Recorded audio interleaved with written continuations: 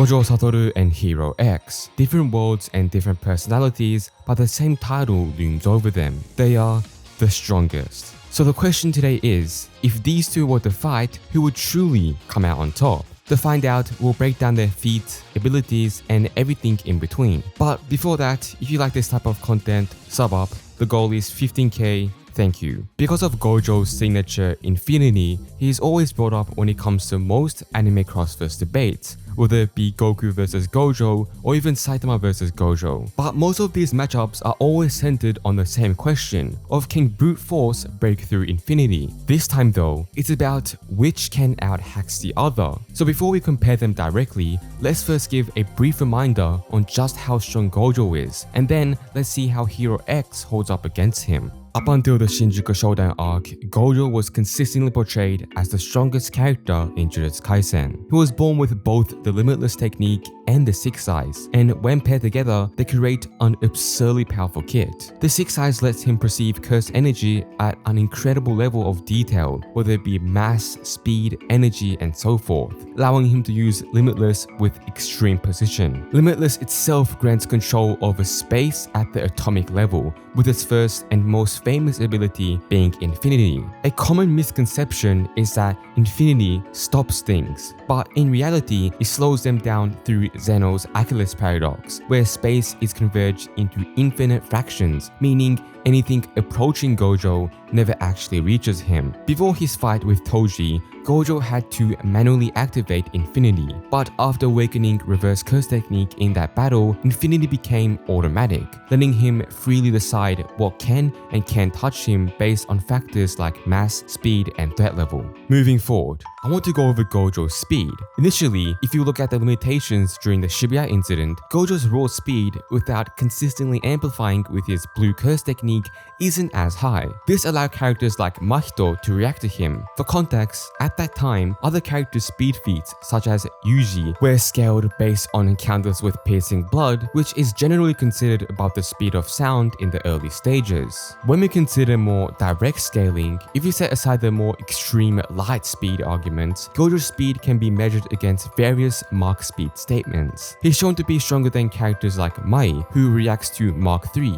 or Naobito. Other calculations place characters at around Mach 8 due to their interactions with abilities like piercing blood. This suggests Gojo operates at speeds well within the Mach range. Moving to a more generous yet still plausible interpretation, Gojo is often placed at lightning timing speeds, scaling him above other characters in Jujutsu Kaisen. For instance, the anime depicts characters significantly less powerful than Gojo, like Toji, dodging lightning. Similarly, Hakari is shown dodging Kashimo's lightning bolts at close range. While some might argue these aren't real lightning bolts but cursed energy discharges, the argument is that for an electric blast to be powerful enough to harm durable characters like Hakari, it would logically need to be as fast, if not faster, than actual lightning. So, a direct reading of his feats would place him at supersonic plus levels, and a more generous reading will place him at massively hypersonic plus speeds. Moving on, we have one of the most broken curse techniques, Purple. Purple combines both red and blue into a technique that erases anything it touches. Amplified with incantations, Gojo's Hollow Purple in Shinjuku wiped out Mahoraga and devastated a huge portion of the city and left Sukuna half dead. Before the fight, with Utahime's support, it reached 200% output, enough to nearly one-shot Sukuna, blowing off his arms even with reinforcement. Finally, we get to Gojo's trump card, his domain expansion. His domain creates a metaphysical space that overloads the opponent with endless information, paralyzing thought and action until their brain essentially turns to mush. It's an instant kill for almost anyone caught inside. Gojo's mastery is so precise that during the Shibuya incident, he activated for only 0.2 seconds, just long enough to avoid killing the civilians trapped with him. Even so, they were left in comas for 2 months before eventually recovering. With all that being said, at a low ball, Gojo is city block level, but realistically scales anywhere from mountain to island level, with speeds reaching anywhere from supersonic plus to massively hypersonic. But let's see how Hero X compares to Gojo, and if he can bypass Infinity, or if he's even fast enough to attack Gojo. Hero X, the most mysterious hero, appeared from nowhere and claimed the title of the #1 hero. But before we cover how his abilities work, we need to start with one of the most important factors in scaling: speed. His first main appearance was in episode 11, where he blitzed Queen before she could even expand her ability or domain. And mind you, Queen was not to be underestimated. In her fight against Boa, she was showing incredible speeds, fighting mid-air while the containers remain in the sky. And more impressively, in episode 20, she expanded her domain, wireless ESOL, nice, and even momentarily stopped Big Johnny mid-action. And I would like to clarify that in Queen's fight against X, she was ranked 2, but in episode 20, she was rank 9, even though I do think she was a bit stronger than when she faced X. But if you want to look at more direct scaling from X, he was casually toying with all the lower rank heroes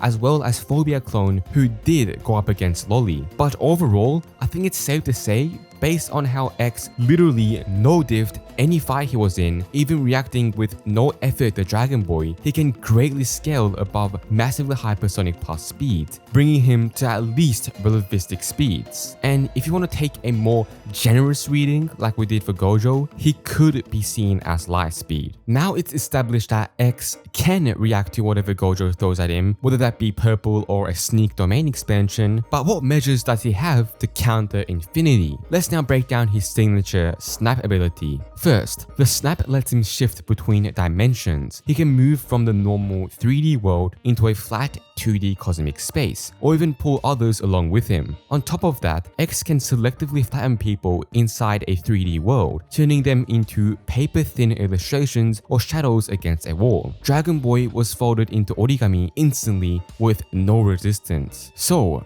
right off the bat, it is not looking good for Gojo, as he could just turn him into paper without having to worry about distance, because he's flattening the dimensions itself. Infinity is meant to slow things approaching Gojo, but because it doesn't approach him, he would have no measure to defend it. However, if that wasn't convincing enough, episode 24 took things further. X briefly stepped into a void-like 5th dimensional space. And why call it the 5th dimension, you may ask? For one, when he snapped back into the real world, hours had passed. Where it was night before he entered instantly became the morning of the tournament when they were out. That fits the idea of the 5th dimension, where you can navigate time the same way X shifts between 2D and 3D spaces. But if that wasn't enough, visually, the void even resembles the Tesseract dimension from Interstellar, which literally represents moving through time as if it were a physical distance. But to back this up even more, while X was in that void, he literally replayed hidden events of the past to O, exposing truth he shouldn't even have known. But again, if this void really is the 5th dimension, it explains how X can access timelines directly, viewing the past as easily as it slips between dimensions. Gojo's Infinity would be dividing 3-dimensional spaces into infinite fractions, but it really wouldn't matter to X if he could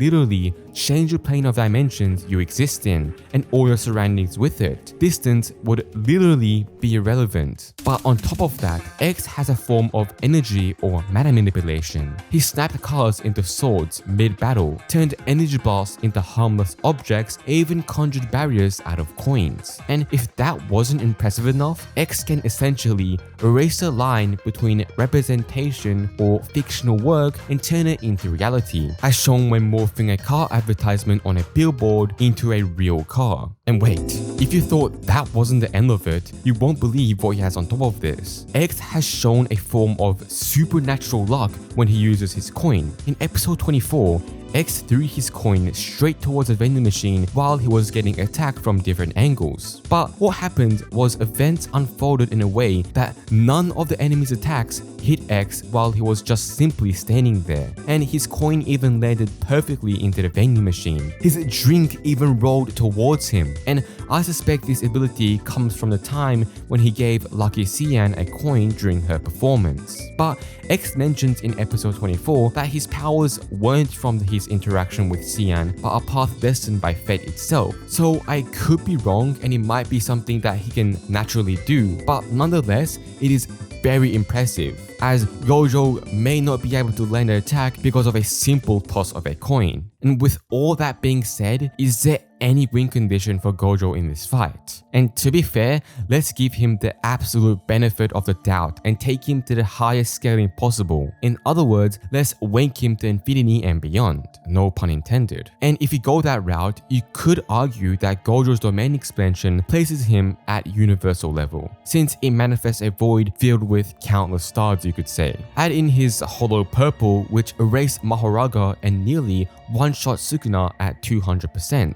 And the case can be made that his destructive potential is nothing to scoff at. But here's a problem. Accessibility bypasses virtually all of that. Durability, attack potency, and even conventional distance. Even if we downplay X's speed to Queen or ESO levels and call him only massively hypersonic plus, his ranges and hacks are far beyond what Gojo can counter. X has already shown he can snap O from outside into his wall instantly, meaning spatial distance is irrelevant. Infinity can stall a projectile, sure, but how does it stall being flattened into a 2D illustration or being dragged into a higher dimension where time itself bends? And even if Gojo somehow resisted that, which is literally impossible, X's ability to essentially time skip and rewrite the battlefield ensures Gojo never dictates the pace. No matter how hard you wank Gojo, he has no counter to the snap.